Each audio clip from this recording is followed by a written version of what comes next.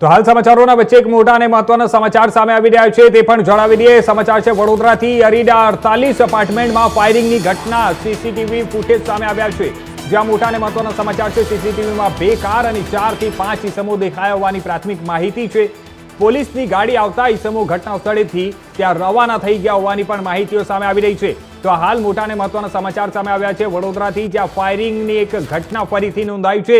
આ ફાયરિંગ કેસના CCTV footage પણ હવે સામે આવી ગયા છે। સીસીટીવીમાં 2 કાર અને 4 થી 5 શખ્સો સામે દેખાઈ શકે છે। આ જે સીસીટીવીના દ્રશ્યો છે તે તમારી ટેલિવિઝનની સ્ક્રીન ઉપર પણ તમે જોઈ શકો છો। પોલીસ પહોંચતા જ શખ્સો ત્યાં નાસી છૂટ્યા હતા। ફાયરિંગ કેસમાં સીસીટીવીના આધારે હવે પોલીસે તપાસ હાથ ધરી છે અને આ ફાયરિંગ કરનાર શખ્સો કોણ હતા, કયા કારણોસર ફાયરિંગ કરવામાં આવી છે તે તમામ વિગતોની હવે તપાસ હાથ ધરવામાં આવી છે અને તપાસ પછી જ સાચી હકીકત સામે આવી શકશે। પરંતુ જણાવી દઈએ કે વડોદરામાં ફરી એકવાર ફાયરિંગની ઘટના સામે આવી છે અને ફાયરિંગની ઘટના આવતાની સાથે જ જે સામે આવી છે તે ઘટના સામે આવતાની સાથે જ પોલીસે હવે તપાસ હાથ ધરી છે અને ફાયરિંગ કરનાર જે શખ્સો છે તે લોકોને શોધવા માટે ચક્રો ગતિમાન કરવામાં આવ્યા છે।